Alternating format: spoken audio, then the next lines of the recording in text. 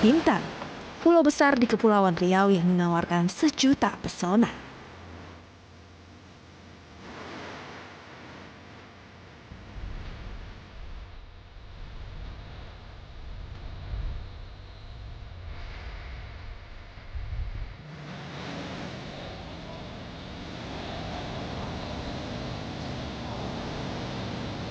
Melihat lebih dekat kota lama Tanjung Pinang dan Pulau Senggarang yang masih dibalut dalam suasana Imlek.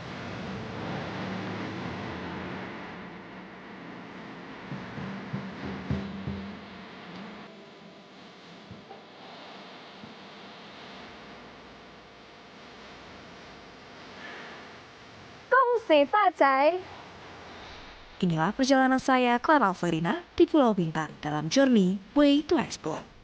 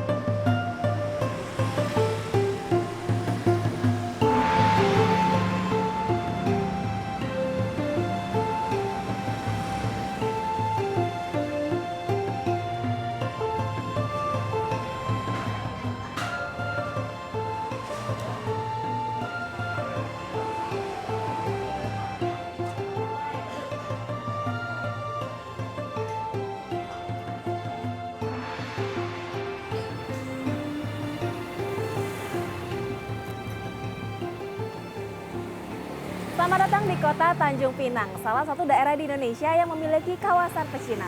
Dalam suasana Tahun Baru Imlek, suasana di kota Tanjung Pinang ini semakin meriah dengan dekorasi Imlek.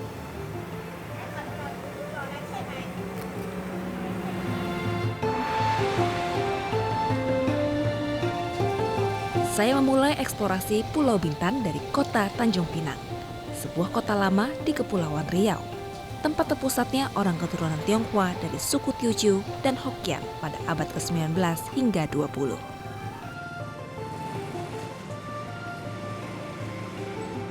Keberadaan orang keturunan Tionghoa di kota Tanjung Pinang tak lepas dari letaknya yang amat strategis dan masuk dalam jalur perdagangan yang kerap disebut jalur Sang Naga.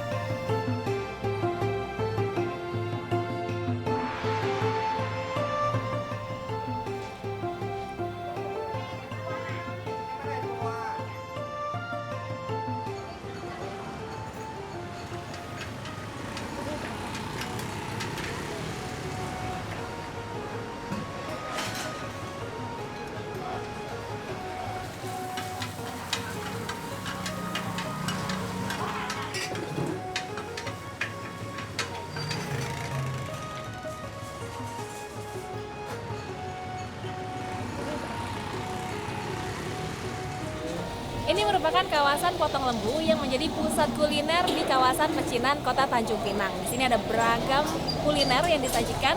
Kalau malam di sini berubah menjadi pujasera namanya Akal Potong Lembu. Sekarang saya mau coba kuliner dan juga kopinya. Yuk.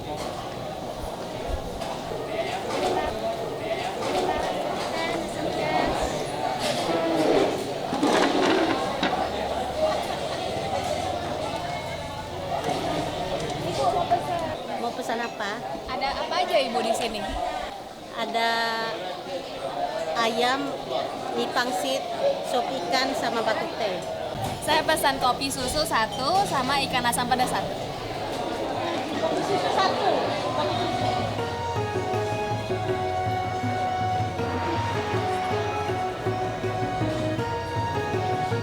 Jadi kawasan Potong Lembu ini buka dari pagi sampai dengan siang. Jadi suasananya ramai sekali. Ada yang cari sarapan, cari makan siang, bukan sekedar makan, tapi juga mereka biasa duduk-duduk nongkrong aja sambil ngobrol dan juga sambil ngopi. Menariknya bukan hanya orang keturunan Tionghoa yang makan di sini, tapi juga ada yang dari suku Melayu. Semua yang makan di sini berbaur di satu. Dulu ya. Kopi susu, Hijau. ikan asam pedas. Terima kasih. ini kuliner khas yang ada di Kota Tanjung Pinang. Salah satunya ada ikan asam pedas dan kopi susu. Kita coba ya.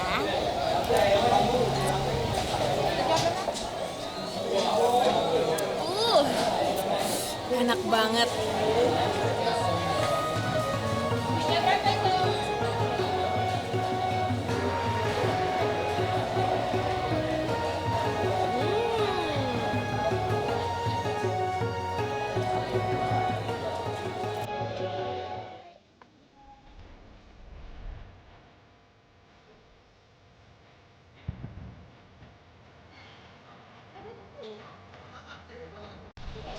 Salah satu destinasi unggulan yang ada di Kota Tanjung Pinang ialah Wihara Patung Seribu Wajah.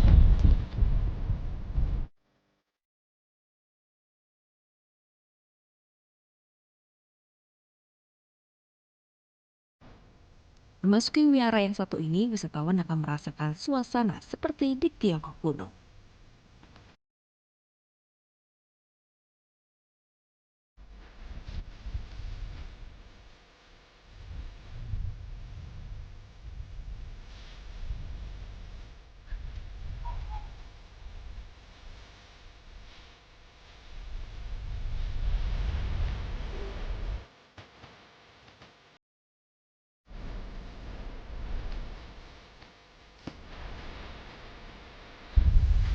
Kenapa disebut sebagai Wihara Patung Seribu Wajah? Karena di sini ada ratusan patung dengan berbagai ekspresi, ada yang marah, ada yang senyum, ada yang bingung, dan semuanya ini langsung dibawa dari Tiongkok. Wow.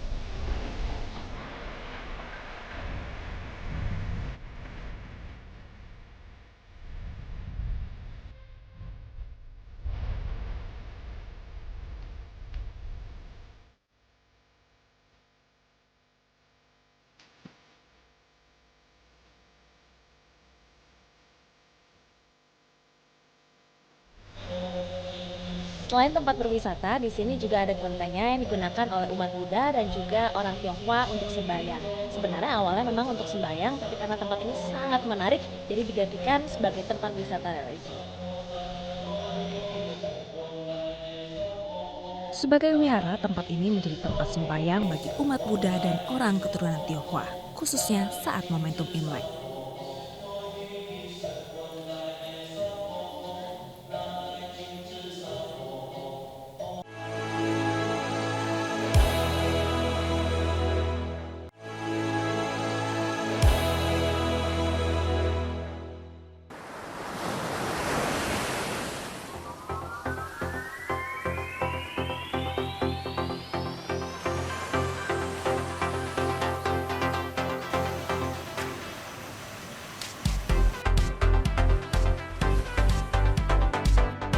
Pulau Bintan merupakan destinasi populer khususnya bagi wisatawan mancanegara.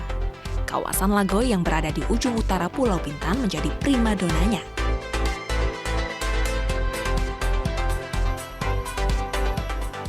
Ada banyak penginapan di Lagoy yang menawarkan fasilitas kenyamanan bintang 5 bagi wisatawan.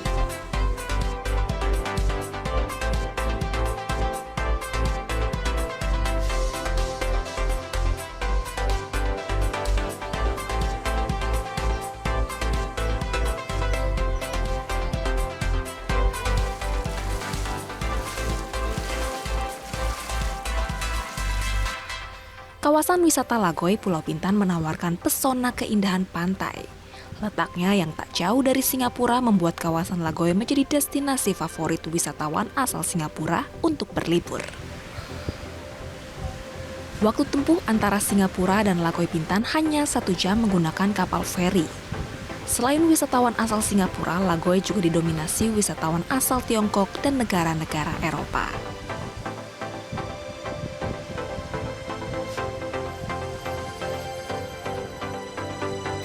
Kalau ke kawasan wisata Lagoy di Pulau Bintan, ada banyak sekali permainan yang bisa dicoba, salah satunya ATV. Halo Pak. Halo. Pak, mau main ATV boleh? Boleh. Silahkan. Apa saja sih yang harus diperhatikan kalau main ATV? Oke, kita ada safety gear sebelum kita pergi naik ATV. Kita ada helm, kita ada elbow, kita ada knee guard juga. Mbak harus pakai dulu sebelum kita test drive. Baik, ayo.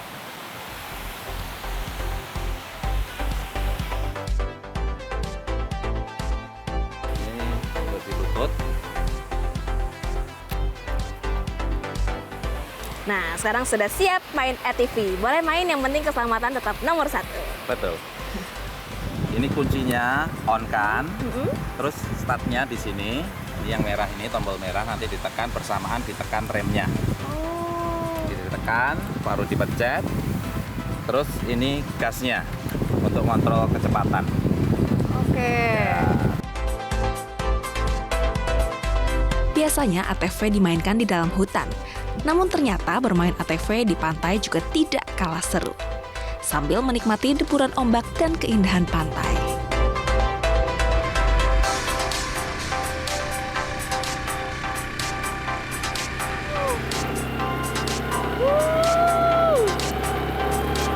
Seru banget!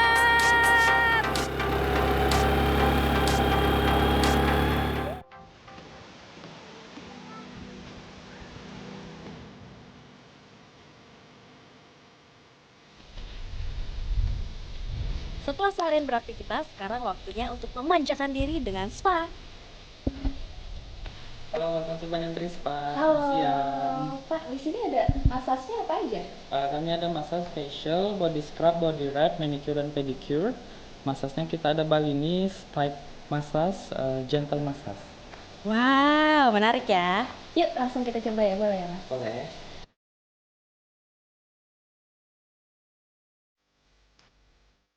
Iya,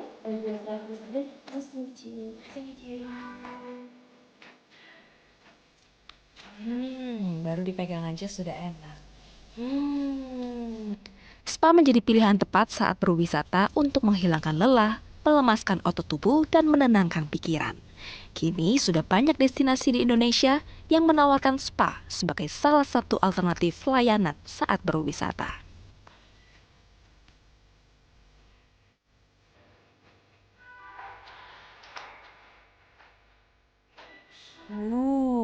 Ini baru namanya liburan untuk menenangkan jiwa dan pikiran.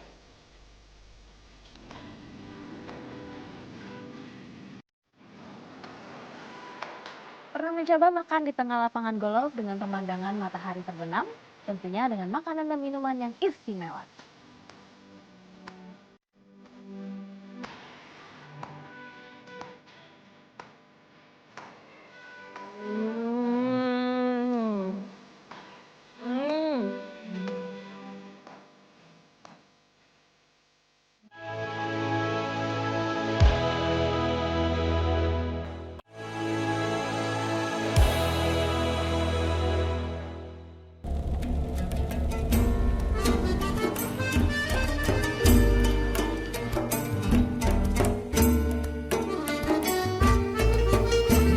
Mayoritas penduduk yang ada di Pulau Bintan merupakan suku Melayu. Saya ajak Anda ke Pulau Penyengat yang menjadi pusat kebudayaan dan kajian Islam Melayu di seluruh dunia.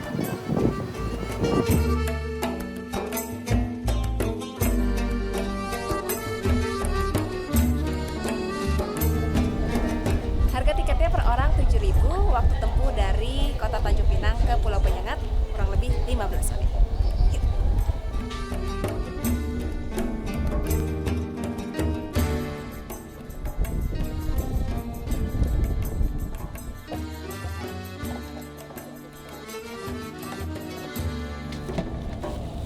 Transportasi berupa kapal pompong merupakan moda angkutan antar pulau yang biasanya digunakan masyarakat lokal.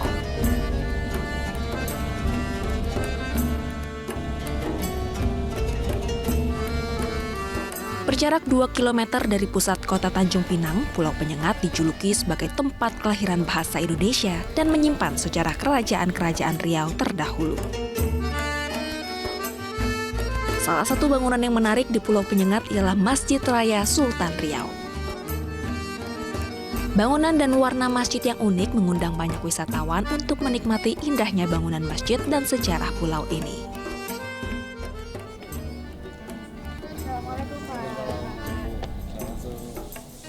Yang unik dari bangunan masjid ini adalah bahan yang digunakan sebagai campurannya bukanlah semen, akan tetapi campuran putih telur, kapur, dan tanah liat yang berfungsi sebagai pelekat pengganti semen. Pak Saiful, jadi di sini awal mula lahirnya bahasa Indonesia dari Pulau Penyengat. Iya benar, awal mulanya itu dari bahasa Melayu Pulau Penyengat. yang mana pada zaman dulu lahirlah seorang Raja Ali Haji. Beliau pengarang Guru 612 dan juga beberapa buku yang terkenal, termasuk ada Kamus Bahasa Melayu. Bahasa itu dibawa oleh yang menyebarkan itu pedagang-pedagang yang dari arah dari Nusantara, lantaran di sini pusat jalur perdagangan. Akibat dari situ juga berkembanglah ke seluruh tanah air kita. Kalau suasana Imlek seperti ini, Pak, di pulau-pulau seperti Tanjung Pinang, Senggarang, itu kan suasananya sangat meriah. Kalau di Pulau Penyengat, suasananya seperti apa? Masyarakat sini apabila punya teman orang Chinese, kan kita silaturahmi aja lah, kan menjaga hubungan antar agama itu tadi. Cuma kalau situasi Pulau Penyengat biasa-biasa aja, seperti hari-hari biasa. Tak jauh dari kota Tanjung Pinang ada sebuah pulau yang ramai pada saat momentum Imlek, yakni Pulau Senggarang. Senggarang merupakan kawasan pecinan kota tua yang lokasinya berada di seberang kota Tanjung Pinang. Pemukiman yang ada di sini identik dengan pelantar, yakni rumah-rumah yang berada di atas air. 90% yang ada di sini penduduknya merupakan warga keturunan Tionghoa. Di hari kedua Imlek, suasana di sini ramai sekali. Semua warga keturunan Tionghoa silaturahmi dan mengunjungi kelenteng yang ada di sini. Dalam bahasa Hokkien, Senggarang dikenal dengan nama Tuapo, yang artinya kota lama tua. Kota tua ini pernah menjadi kota dagang yang ramai pada 1700-an hingga 1800-an. Saat Imlek, suasana di Pulau Senggarang sangat ramai. Masyarakat keturunan Tionghoa ramai mengunjungi salah satu kelenteng yang ada di pulau ini. Pada hari kedua Imlek, biasanya masyarakat Tionghoa datang ke sini bukan hanya untuk beribadah, tapi sebagai tradisi dari masyarakat Tionghoa untuk datang mendoakan leluhur dan juga memohon berkat untuk setahun ke depan, yang tahun ini merupakan tahun Sioban.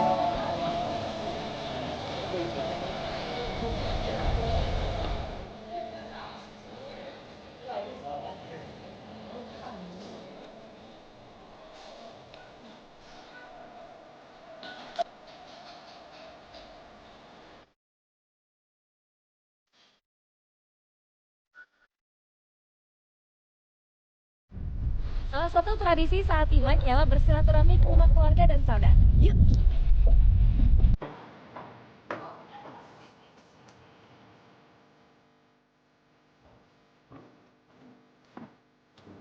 Halo susu, ini selamat hari Imlek. Kalau tradisi Imlek biasanya ngapain aja, Banyak yang datang sini rumahnya. Iinya asli tinggal di sini. Saya kadang Batam kadang sini. Jadi kalau Imlek kumpul semua di sini ya. Kumpulnya di sini. Keluarga semua pada di sini. Sama saudara-saudara semua datang gitu. Teman-teman gitu kan. Yang tempat lain tuh kadang-kadang rantau, jauh-jauh ya pulang juga. Kalau biasanya Imlek juga ikut merayakan ya Ibu ya? Iya, ikut. Kami kerukunan beragama gitu ya. Jadi kalau Imlek di sini kami berkunjung ke yang Imlek. Nanti kalau kami Lebaran yang Tionghoa datang ke tempat kami yang Lebaran. Dan pastinya kalau Imlek selalu ada makanan cemilan khas-khas Imlek. Ini ada emping, Pedas. terus permen. Nih, permen ini teng-teng ya namanya ya, teng-teng. Dari kacang, lalu ada permen-permen seperti ini. Oh, ini di sini. Ya di sini ini depan. Tradisi yang paling dinanti saat Imlek ialah waktu silaturahmi bersama keluarga. Imlek menjadi momentum indah saat keluarga dari generasi ke generasi yang telah lama tak berjumpa, yang merantau jauh, kembali ke kampung halaman. Salah satu tradisi saat Imlek biasanya yang sudah menikah membagikan angpau kepada yang belum menikah dan juga kepada anak-anak.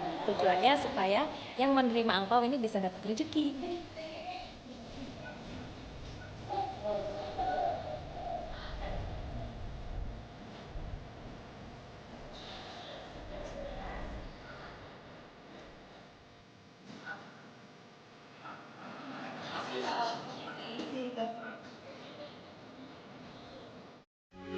Metro TV.